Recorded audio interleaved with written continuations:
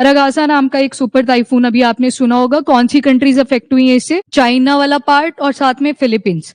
अब यहाँ से कुछ चीजें हैं जो आपसे क्वेश्चन में बन सकती हैं, जैसे साइक्लोन के ऊपर 2-3 बार तो मेंस में डायरेक्ट क्वेश्चन आया कि ये साइक्लोन होता क्या है। कई बार कलर कोडिंग पे क्वेश्चन पूछा, देन कई बार की नेमिंग कैसे करी जाती है, तो नेमिंग आपको पता होनी चाहिए। और एग्जाम्पल जब दोगे तो रेलिवेंट कंट्री के साथ ऐड करना है। जैसे एक टाइम पे टाइफून नहीं बोलेंगे, साइक्लोन बोलेंगे, उड़ीसा वाली जो कोस्ट है वहां पे आता है, उसका नाम था दाना। ठीक है, दाना था उसका नाम, पर वो नाम दिया था कतर ने।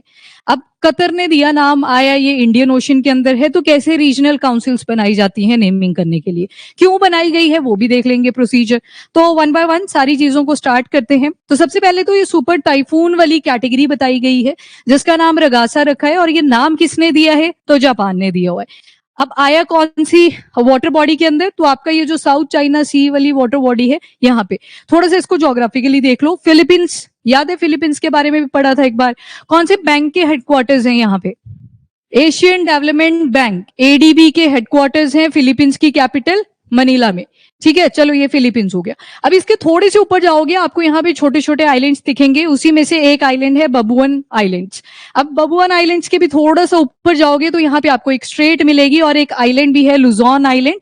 ये स्ट्रेट दो वाटर बॉडीज को कनेक्ट करती है, एक तरफ पैसिफिक ओशन है, दूसरी तरफ साउथ चाइना सी आपको मिलेगा। अब इसे देखो, यहाँ पे सुपर टाइफून बोला है, यानी कि स्पीड के बेसिस पे ये कैटेगरी में ऐड करा होगा, तो इससे छोटे साइक्लोन या फिर टाइफून्स भी होते हैं। अब यहाँ पे कभी साइक्लोन वर्ड यूज होगा, कभी टाइफून वर्ड यूज होगा, आप एक बार समझ लो। ज्योग्राफिकली अगर देखोगे तो डिफरेंट टर्म्स यूज करी जाती हैं, और फिनोमिना एक ही है साइक्लोन। जो मैकेनिज्म मैं आपको बताऊंगी कि साइक्लोन बनता कैसे है, मैकेनिज्म हर जगह पे वही वाला रहने वाला है, बस टर्म्स डिफरेंट दे दी है एक कंट्री से। मतलब जब आप एक ओशन में जाओगे, फॉर एग्जांपल ये वाला कौन सा ओशन आ जाएगा? Indian ocean. इसके आगे आप जापानीज वाली साइड जाओगे, यहाँ पे आपको पैसिफिक ओशन वाला पार्ट मिलेगा, और यूरोपियन कॉन्टिनेंट और अमेरिकन के बीच में अटलांटिक ओशन मिलेगा। तो टर्म्स डिफरेंट डिफरेंट डेजिग्नेट कर दी। अगर इस रीजन में मिलता है तो यहाँ पे ट्रॉपिकल साइक्लोन, या फिर जनरली आप सुनोगे साइक्लोन वर्ड। थोड़ा सा आगे जाओगे, जापान आ गया, इधर आप देखोगे थोड़ा सा चाइना वाला पार्ट टच कर रहा है, फिलीपींस वाला पार्ट टच कर रहा है, ये साइक्लोन रह गया। इस तरफ middle east, Asia and all, वो सारे क्या बोलेंगे? साइक्लोन वर्ड बोलेंगे। पर इस तरफ आओगे तो अब टाइफून वर्ड यूज होगा। वहीं पे अमेरिकन टर्म्स देखोगे तो हरिकेन टर्म यूज करेंगे। ऑस्ट्रेलिया आप चले जाओगे तो विली विली टर्म ये यूज करेंगे। फिनोमिना सेम है, बस जगह के हिसाब से वाटर बॉडी कौन सी है साइड में, उसके हिसाब से डिफरेंट टर्म्स यूज कर लिए। ये तो आगे पहली जो जनरल टर्म है, थ्रू आउट न्यूज़पेपर आप इन वर्ड्स के बारे में सुनते हो। अब जैसे लिखा रगासा टाइफून, तो टाइफून क्यों बोला? क्योंकि इस रीजन में लाए कर रहा है, पैसिफिक रीजन में है, प्लस जो आपकी जापान है, साउथ ईस्ट एशियन कंट्रीज है, उसके आसपास ये घूम रहा है। तो टर्म क्या यूज करी? टाइफून। जैसे मैंने बोला दाना, दाना साइक्लोन था। साइक्लोन क्यों बोला? क्योंकि वो इंडिया के ओडिशा वाली कोस्ट पे आया था।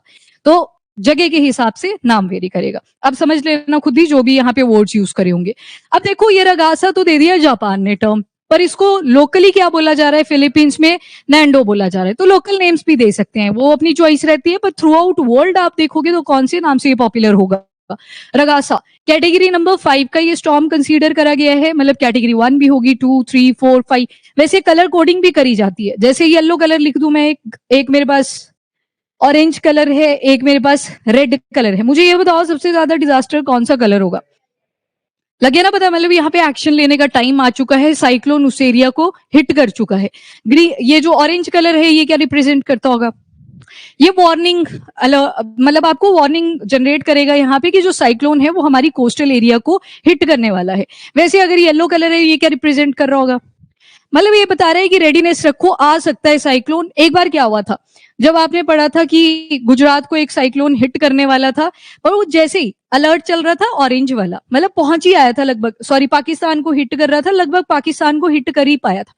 हवाओं का रुख ऐसा बदला, वो गुजरात में जाके हिट हुआ, जबकि ऑरेंज अलर्ट चल रखा था उस टाइम पे। तो हवाएं भी डिसाइड करती हैं कि कौन से एरिया को अटैक करेगा जाके। अटैक मतलब कहाँ पे जाके हिट होगा। तो लोकेशंस क्लियर। लुजॉन स्ट्रेट कनेक्ट्स कौन कौन सी वाटर बॉडीज?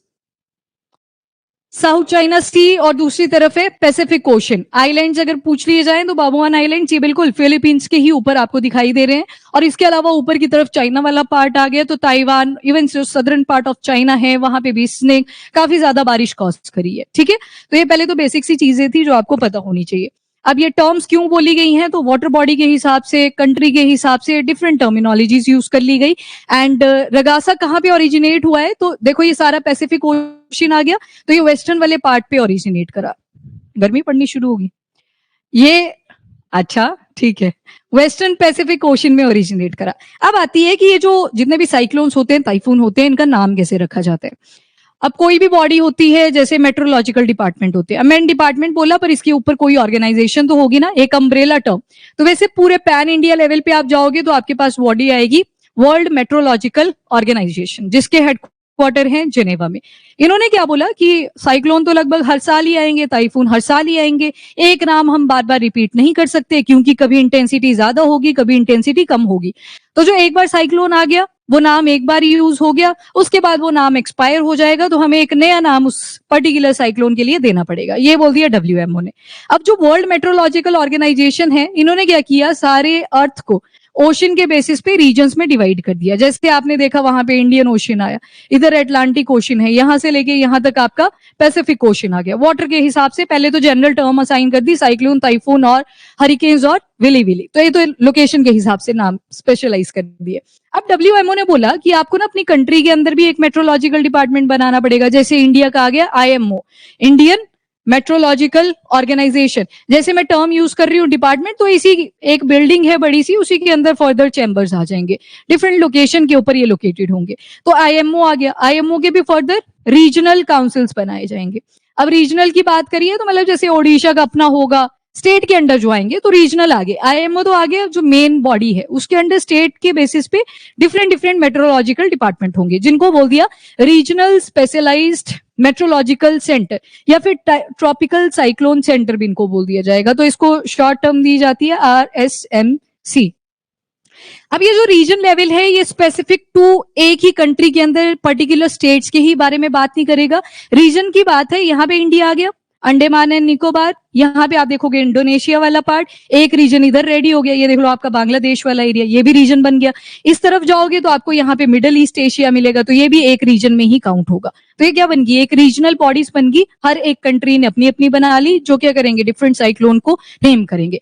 जैसे अभी जापानीज, ये वाला एरिया आ गया ना आपका टाइफून, यहाँ पे देखा आपने फिलीपींस वाला एरिया, यहाँ पे देखा सदर्न पार्ट ऑफ चाइना, पर टर्म क्या यूज होती है इस तरफ, टाइफून। तो ये जो टाइफून था, ये नाम दे दिया जापान ने, क्योंकि जापान की तरफ हिट नहीं हुआ, तो ये फ्री बैठे थे कि हम डेजिग्नेट कर देते हैं नेम में। कोई स्पेसिफिक रूल नहीं है कि ABCD सीक्वेंस में चलना है, कोई भी कंट्री सजेस्ट कर सकती है। और ये जितने भी साइक्लोन होते हैं, ऐसा नहीं कि ताजा ताजा नाम दिया जाता है, पहले से ही नाम की लिस्ट बन रखी है। अभी आप देखना, वो लिस्ट ओपन आप अपने एंड से कर सकते हो, WMO की लिस्ट ओपन करना कि रीजन्स ने क्या क्या नाम दिए हैं फ्यूचर साइक्लोन्स के लिए, वो पहले से आपको मिल जाएगी। रगासा वहां से पहले लिखिए, उसके बाद 10 और नाम दे रखे हैं कि कल को फिर से हमें नाम देना पड़े तो उस टाइम सोचने की जरूरत ना हो, सीधा हम रिप्लेस कर देंगे विद द न्यू नेम। तो वो लिस्ट पहले से ही रेडी होती है हर एक रीजन की। अब जितने भी मेंबर नेशंस होते हैं जो इस WMO के अंडर आते हैं, वो हर एक रीजन स्पेसिफिक अपना नाम सजेस्ट करते हैं। इस रीजन के आसपास जैसे आपका चाइना आ गया ऊपर की तरफ, फिलीपींस आ गया, नीचे जाओगे थोड़ा सा तो और मल्टीपल कंट्रीज आ जाएंगी। सारे क्या करते हैं, अपना अपना नाम बताते हैं कि हम चाहते हैं सुपर साइक्लोन का ये वाला नाम पड़े या सुपर टाइफून का ये नाम पड़े। फिर उसके बाद ये सिलेक्शन करती है WMO की, चलो ये वाला नाम ठीक है, ये नाम रख देते हैं। जस्ट एक फॉर्मेलिटी है कि पुराना नाम दोबारा से यूज ना करना पड़े, तो उसके लिए हमारे पास एक लिस्ट होनी चाहिए। ये तो आया इसका प्रोसीजर। अब इसके बाद जो नेम्स होते हैं वो ऑर्डर में ही चलते हैं। जैसे मैंने बोला कि आप रगासा देखोगे तो रगासा के आगे एक और साइक्लोन का नेम ऑलरेडी गिवन है, तो वही वाला सजेस्ट करा जाएगा जब अगले साल दोबारा से इस रीजन के अंदर टाइफून आता है। तो नेम्स ऑलरेडी लिखे होते हैं। क्राइटेरिया क्या है, तो यहाँ पे देखो पीछे क्या लिखा था, कैटेगरी नंबर 5 के अंदर एडिड है, मतलब कैटेगरी 4 भी है, 3 भी है, 2 भी है, 1 भी है। इंटेंसिटी वेरी करेगी, कभी ज्यादा स्पीड से आएगा, कभी स्लो स्पीड में आएगा। तो इस हिसाब से वो जो पुराना नाम होता है वो एक्सपायर हो जाता है, तो इस वजह से हमको नया नाम देना पड़ता है। नाउ नेम की रिटायरमेंट हो जाती है कि जो साइक्लोन होता है अलग तरीके से आता है, डेडली होता है, कॉस्टली होता है। अब कई बार हो सकता है कि जो ह्यूमन बींग्स थी उनकी डेथ हुई, पर मे भी इंफ्रास्ट्रक्चर लॉस उतना नहीं हुआ था, अगली बार उसी रीजन के अंदर साइक्लोन आया पर ज्यादा इंटेंसिटी के साथ आया, जिसकी वजह से इंफ्रास्ट्रक्चर लॉस भी मिला, तो साइक्लोन का नाम बदल दिया जाता है। अब ये जो नेमिंग पे था, ये मेंस में एक बार क्वेश्चन आ चुका है कि कैसे जितने भी साइक्लोन है या टाइफून है इनकी नेमिंग कैसे करी जाती है, तो वहां पर ये वाला फ्लो चार्ट बनना था सिर्फ, और रीजन पूछा हुआ था कि क्यों करना जरूरी होता है, तो ये वाला आंसर आना था कि नाम की रिटायरमेंट हो जाती है, हमको नहीं पता अगला साइक्लोन कितनी इंटेंसिटी के साथ आएगा। अब आते हैं कैटेगरीज के ऊपर। सबसे पहले तो साइक्लोन को मेजर जब किया जाता है तो कौन सा स्केल यूज होता है, याद रखिएगा, सेफर सिम्पसन स्केल। एक और स्केल है दैट इज टी स्केल। ये दोनों ही स्केल्स यूज कर लिए जाते हैं साइक्लोन को मेजर करने के लिए। तो number 1 SS scale that is Saffir Simpson scale आ जाएगा। वैसे आपने रिक्टर स्केल पढ़ा था, वो किस चीज के लिए था? हाँ, तो ये उसी तरह से साइक्लोन को मेजर करने के लिए। अब देखो इन्होंने क्या किया, किलोमीटर पर आवर में स्पीड बता दी। अगर साइक्लोन की इतनी स्पीड आएगी, फॉर एग्जांपल 119 से लेके 153 किलोमीटर पर आवर की स्पीड होगी, तो उसको हम कैटेगरी नंबर 1 में रखेंगे। डेंजरस होगा, कुछ डैमेज भी कॉज हो सकता है। देन सेकंड कैटेगरी में, ये माइल्स में दिया है, यहाँ पे किलोमीटर्स में है, 154 टू 177 किलोमीटर पर आवर की स्पीड से चलेगा तो ये एक्सट्रीमली डेंजरस है और डैमेज भी काफी ज्यादा एक्सट्रीम लेवल पे रहेगा। वैसे 178 टू 209 किलोमीटर पर आवर की स्पीड से अगर साइक्लोन मूव कर रहा है तो उसको हम डिवास्टेटिंग डैमेज की कैटेगरी में ऐड करेंगे, यानी कि कैटेगरी नंबर 3, काफी सारा इंफ्रास्ट्रक्चर लॉस आपको देखने को मिल सकता है। देन फोर्थ कैटेगरी आएगी 210 टू 249 किलोमीटर पर आवर, तो इसमें कैटास्ट्रॉफिक डैमेज मिलता है। तो सोचो इस बार इनका जो ये टाइफून आया रगासा, ये तो कैटेगरी नंबर 5 में है, more than 250 kilometre per hour की इसकी स्पीड रही और ये कैटास्ट्रॉफिक डैमेज आपने देखे, भीषण बारिश हुई, बहुत सारे लोगों की डेथ भी हुई फिलीपींस में, सदर्न पार्ट ऑफ चाइना, और उसके अलावा इंफ्रास्ट्रक्चर लॉस भी देखने को मिला। ठीक है जी, तो ये सिम्पसन स्केल याद रखिएगा। कैटेगरी, अब देख लो वहां पे लिखा है कैटेगरी 5 हरिकेन, तो समझ रहे हो ना, टर्म्स डिफरेंट है, साइक्लोन के लिए भी यही आएगा, टाइफून के लिए भी यही आएगा। नाउ कैसे इनको नेम करा जाता है, तो आई थिंक क्लियर है। एक लोकल नेम भी दिया जाता है, जैसे ये रगासा तो आप वर्ल्ड लेवल पे बोल रहे हो, पर नैंडो जो है वो फिलीपींस ने यूज कर लिया, तो ये लोकल नेम्स भी दिए जाते हैं। अब क्वेश्चन इमर्ज करता है कि ये जो साइक्लोन्स होते हैं ये फॉर्म कैसे होते हैं। तो अगर एक जनरल सी शेप देखें तो सबसे पहले तो एक वाटर बॉडी चाहिए होगी अपने को, और यहाँ पे ओशन आएंगे, इंडियन ओशन हो सकता है, पैसिफिक ओशन हो सकता है, या फिर अटलांटिक ओशन हो सकता है। अब होता क्या है, कई बार जो वाटर होता है, अब ऊपर सनलाइट भी तो है, सनलाइट क्या करेगी, पानी को गर्म करेगी, तो जैसे ये सनलाइट यहाँ पे पड़ेगी पानी गर्म होना शुरू कर देगा। अब ये जो वाटर का लेवल है, मान लो यहाँ पे टेम्परेचर बढ़ रहा है, हम इसको कंसीडर कर लेते हैं या तो 27 डिग्री, कई जगह पे 26 डिग्री भी लिखा हुआ है, तो दोनों टेम्परेचर यहाँ पे मान सकते हैं। अब मान लो यहाँ पे हुआ टेम्परेचर हाई, और हाई टेम्परेचर जब किसी भी पानी का होता है तो ऑब्वियस सी बात है क्या शुरू हो जाएगी, इवेपोरेशन। चलो ये इवेपोरेशन वाला पॉइंट आ गया। अब थोड़ी दूरी पे जाओगे वाटर के, अब देखो ये ओशन लेवल की बात कर रहे हैं तो दूरी भी आपने किलोमीटर्स में ले लेनी है। अब जब थोड़ी दूरी पे आप चलोगे, इस तरफ भी और इस तरफ भी, तो जो वाटर का टेम्परेचर था 27 के कंपैरिजन में लो हो जाएगा। अब लो का मतलब है कितना लिखना पड़ेगा मुझे, यहाँ पे 25 लिख दूं, लो टेम्परेचर, मतलब कंपैरिजन इजी हो जाएगा। इस तरफ भी लिख दो 25 डिग्री सेल्सियस। अब ये जो आपकी हवाएं होती हैं कौन से प्रेशर से कौन से प्रेशर की तरफ चलती है, हाई टू लो, ठीक है, high pressure to low pressure, ये मूवमेंट हर चीज high pressure to low pressure ही आप देखोगे मेजॉरिटी ऑफ द टाइम। तो ये आपका रह गया जो विंड का फ्लो है, high pressure to low pressure. ठीक है जी, हमको समझ आ गया। हाई टेम्परेचर का मतलब है जब हवाएं ऊपर की तरफ जा रही हैं कौन सा प्रेशर क्रिएट होगा, लो प्रेशर, यहाँ पे लो प्रेशर क्रिएट होगा। और यहाँ पे टेम्परेचर कम था तो यहाँ पे इसके कंपैरिजन में कैसा होगा प्रेशर, हाई प्रेशर। अब क्या होगा, ये तो चला गया ऊपर की तरफ, पर यहाँ तो वॉइड क्रिएट हो गया। जब आप बाहर भी घूम रहे होते हो हवाएं क्यों आती हैं, क्योंकि वहां पे लो प्रेशर क्रिएट होता है, और हाई प्रेशर की तरफ से क्या आ रही होती है, हवा आ रही होती है। जैसे आपने कभी कभी सुना होगा, चंडीगढ़ में आप बालकनी में बैठे थे, फिर अचानक से नॉर्थ वाली डायरेक्शन से हवाएं आती हैं, फिर सोचते हो आपकी शायद हिमाचल में बारिश हुई, तो क्यों, क्योंकि वहां पे हाई प्रेशर जनरेट हुआ था और चंडीगढ़ वाले एरिया में लो प्रेशर जनरेट हुआ था। अब ये जो हाई प्रेशर था, यहाँ पे लो प्रेशर था, इस वॉइड को फिल करने के लिए ये हवाएं क्या करेंगी, इस तरफ को चलना शुरू कर देंगी, हाई टू लो की तरफ इसका फ्लो शुरू हो जाएगा। अब ये तो पानी का लेवल है, और आप पानी को ऐसे सोचो कि आप ड्रोन पे बैठे हुए हो, वहां से सारे फिनोमेना को देख रहे हो। अब यहाँ पे क्या होगा, जो आपका वाटर होगा वो इस तरह से सर्कुलेट करना शुरू कर देता है, एक अंडे की जैसी शेप बनाता है। अंडा जैसे आपने देखा थोड़ी सी ऐसी शेप रहती है ना, नीचे से थोड़ा शार्प होता है, ऊपर की तरफ जाओगे टिप की, तो वैसी जैसी शेप आपकी साइक्लोन्स की भी बनने लगती है। पहले ये बताओ, बैकग्राउंड आपको क्लियर हुआ कि फॉर्मेशन कैसे हुई, कोई ऐसा जिसको ना पता चला हो? हाई प्रेशर और लो प्रेशर का मेन रीजन था। अब जैसे ये फॉर्म हुआ, अब आपको रखना है याद कि ये एंटी क्लॉकवाइज है या क्लॉकवाइज है। तो पहला रीजन हमने क्या देखा कि जो हवाएं थी वो लो प्रेशर के वॉइड को फुलफिल करने की ट्राई कर रही थी। ठीक है, आपने क्या देखा कि लो प्रेशर वाला जो वॉइड क्रिएट हुआ था, हाई प्रेशर की हवाएं उसको फुलफिल करने के लिए आती हैं। अब जब आप ज्योग्राफी पढ़ोगे, हम सिर्फ अभी टर्म्स यूज करेंगे, वहां पे एक फेरल मॉडल आएगा। फेरल मॉडल में बताया जाता है। एक बार याद है हमने जेट स्ट्रीम्स की बात करी थी, वैसे एक कॉरियोलिस फोर्स भी आएगी, वैसे ही फेरल मॉडल आप पढ़ोगे कि हवाओं की जो डायरेक्शन है कैसे कैसे चेंज करती है। अब याद रखना, एक तो फेरल मॉडल आएगा इससे रिलेटेड, और जो फोर्स लगेगी वो कौन सी रहेगी, कोरियोलिस फोर्स, यानी कि ये जो हवा की डायरेक्शन है इस पे ये इफेक्ट डालेंगी। अब होगा क्या, अर्थ का जो नॉर्थ वाला पार्ट है, हमेशा याद रखना, यहाँ पे ये मूव करेंगी टुवर्ड राइट डायरेक्शन। अब राइट डायरेक्शन इसको घुमा लेते हैं, जैसे इसकी डायरेक्शन लो प्रेशर की तरफ है, मुझे बताओ नीचे को लगाऊं एरो की ऊपर की तरफ, राइट डायरेक्शन, एरो का फेस देखो, कितने बोलते हैं ऊपर की तरफ, अब पता लग गया ना। ये देखो एरो की डायरेक्शन इस तरफ को है, तो राइट कौन सी साइड आएगी, ये वाली। सेम इसकी कौन सी साइड को आएगी, राइट या लेफ्ट, कितने बोलते हैं राइट, कितने बोलते हैं लेफ्ट। ये देखो ध्यान से, एरो इस तरफ है ना, जैसे रिवर का फ्लो नहीं देखते लेफ्ट बैंक है या राइट बैंक है, वैसे देखना है। एरो की डायरेक्शन इस तरफ है, आपका एक एरो आ जाएगा इस तरफ को, सेम ऊपर वाला ये एरो इस तरफ को फेस कर रहा है, अब लगाओ राइट या लेफ्ट, मतलब सॉरी अप या डाउन, अप वाली साइड आएगी, राइट। अब ये वाला बताओ इसकी राइट डायरेक्शन कहाँ को आएगी, ये इस तरफ को आएगी। अब मतलब शेप आपकी बन रही है लगभग ऐसी, बताओ ये क्लॉकवाइज है या एंटी क्लॉकवाइज। तो याद रखना जो नॉर्थ पार्ट ऑफ अर्थ है वहां पे आपको जनरली जितने भी साइक्लोन्स हैं वो कौन सी डायरेक्शन में मिलेंगे, एंटी क्लॉकवाइज डायरेक्शन में, ये वाला याद कर लेना। तो मतलब साउथ में कौन से होंगे फिर, क्लॉकवाइज, उल्टा हो जाता है कंडीशनिंग पूरा, क्योंकि जो हवाएं हैं उनकी डायरेक्शन दोबारा से बदलती है। ये Feral model, Coriolis force, 3-4 chapters होते हैं तो इसको टाइम लगेगा, अभी के लिए याद रख लेना कि इन्होंने इन चीजों की डायरेक्शन चेंज करी है, रह जाएगा याद इतना। बाकी अभी मैं टेम्परेट साइक्लोन, पोलर साइक्लोन पे नहीं जा रही, मुझे इतना बता दो इंटेंसिटी घटती जाएगी या बढ़ती जाएगी।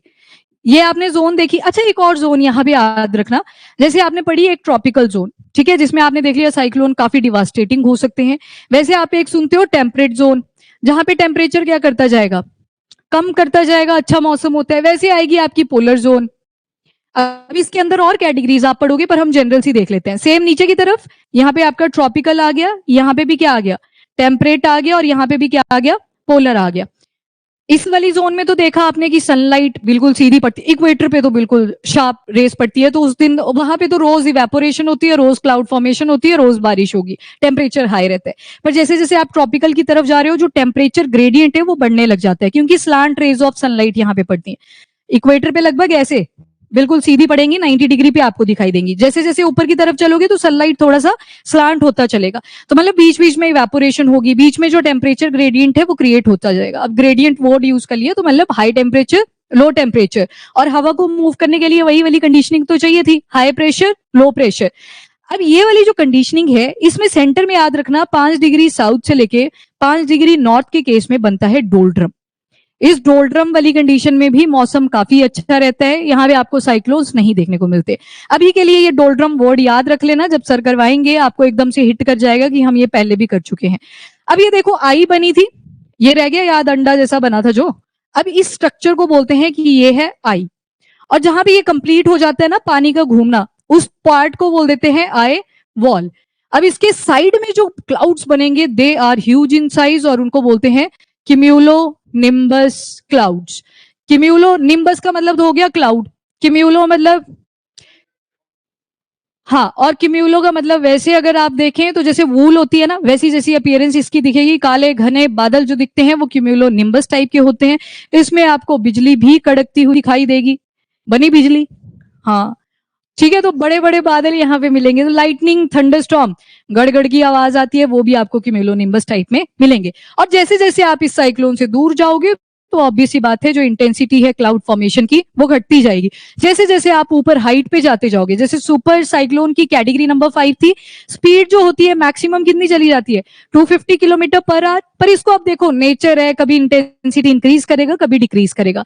जब ये टाइफून रगासा आया साउथ चाइना सी के अंदर, तो इसकी मिनिमम जो स्पीड थी वो 205 किलोमीटर पर आवर की भी थी। यहाँ पे तो आपने कैटास्ट्रॉफिक लेवल भी देखा, कैटेगरी नंबर 4। पर जब इसने कोस्टल लाइन को हिट करा तो ये 250 किलोमीटर पर आवर की स्पीड से मूव कर रहा था। सेम इसकी हाइट भी देखोगे तो वो भी लगभग इसी इंटेंसिटी के साथ चली होती है, पर जैसे जैसे ऊपर आप पहुंचोगे तो लेयर्स भी होती हैं हमारे एटमॉस्फेयर की, हाइट के ऊपर आपको सीरस टाइप ऑफ क्लाउड्स मिलेंगे, जैसे फेदर होते हैं ना, बस वैसी जैसी अपीयरेंस इनकी होती है, ज्यादा वो बारिश कॉज नहीं करते। तो ये जो आई थी, आई कहाँ पे फॉर्म हुई, जहां पे लो प्रेशर क्रिएट था, फिर हाई प्रेशर वाली हवाओं ने उसको फुलफिल किया और ये जो आई वॉल थी, आई वॉल क्यों बोल दिया कि पानी तो बीच में घूम रहा था, साइड में क्लाउड्स फॉर्मेशन शुरू हो जाती है। कौन से क्लाउड बनेंगे? क्यूमुलो निम्बस, और कितनी स्पीड वो याद रखना है एज पर द कैटेगरीज। ये सवाल भी आपने यूपीएससी ने 2 बार पूछा हुआ है, तो अटमोस्ट इंपॉर्टेंट, क्योंकि साइक्लोन वाला जो डिवास्टेटिंग इम्पैक्ट है वो लगभग हर साल ही आता है, कभी साइक्लोन, कभी टाइफून, कभी हरिकेन्स। So important. तो नेमिंग आई थिंक क्लियर है। ये देख लो एक बार, यहाँ पे लो प्रेशर क्रिएट हुआ, हाई प्रेशर वाली हवाएं आई, उन्होंने इसको फुलफिल करने की ट्राई करी, पर हमने देखा फेरल मॉडल, कोरियोलिस फोर्स, जिसकी वजह से जो हवाओं का रुख था ट्रॉपिकल वाले एरिया में, कौन सी डायरेक्शन पकड़ेगा? Right direction. तो हर एक की राइट डायरेक्शन जब आपने निकाली तो कैसी शेप बनी? Anti clockwise. तो नॉर्थ वाले पार्ट में आप देखोगे जो ट्रॉपिकल साइक्लोन्स थे हमारे, कौन सी डायरेक्शन में घूमेंगे? Anti clockwise. हमेशा एक ही साइड याद रखनी है। अभी ज्योग्राफी में बहुत सारे फिनोमेना ऐसे आने वाले हैं जो नॉर्थ में डिफरेंट होंगे, साउथ में डिफरेंट होंगे। और बाकी क्या कंडीशन बनी? तो वार्म ओशन वाटर 26 या 27 डिग्री सेल्सियस तक पानी गर्म होगा, इवेपोरेशन शुरू होगी और मॉइस्ट एयर ऊपर की तरफ चलना शुरू होगी, लो प्रेशर एरिया क्रिएट हो जाएगा, जिसको फुलफिल करने के लिए कौन आ जाएगा? हाई प्रेशर की हवाएं आएंगी। वो देखो एयर रशेज इन, कौन से एरिया में आएंगी? लो प्रेशर वाले में। और उसके बाद स्पिनिंग इफेक्ट आएगा, ये लो आ गई आपकी फोर्स, कोरियोलिस फोर्स। और उसके बाद अब अर्थ भी रोटेट करती है, yes very important, earth rotate करती है फ्रॉम वेस्ट टू ईस्ट। ये फिनोमिना भी आता है आपके प्रेशर बेल्ट जब आप पढ़ते हो, कोरियोलिस इफेक्ट पढ़ते हो, तो अर्थ की रोटेशन की वजह से भी जो हवाएं होती हैं वो हमारी स्पिन करती है। ये एंटी क्लॉकवाइज बनेगा। मैं भी बोल ही रही थी ये वाली लाइन कि अभी बहुत से फिनोमिना ज्योग्राफी में आप ऐसे पढ़ोगे, रोटेशन ऑफ अर्थ की वजह से भी नॉर्थ में कुछ और चेंजेस आएंगे, वेस्ट में कुछ और चेंजेस आएंगे। रोटेशन तो कॉन्स्टेंटली कौन सी डायरेक्शन में है? West to east.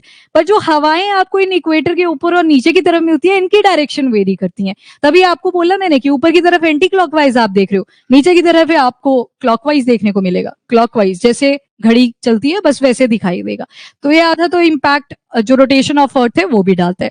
Now cloud and storm form देख लिया हमने, cumulo nimbus type of clouds form हुए, जिसकी वजह से थंडर स्टॉर्म भी आपको मिलेंगे, लाइटनिंग भी मिलेगी।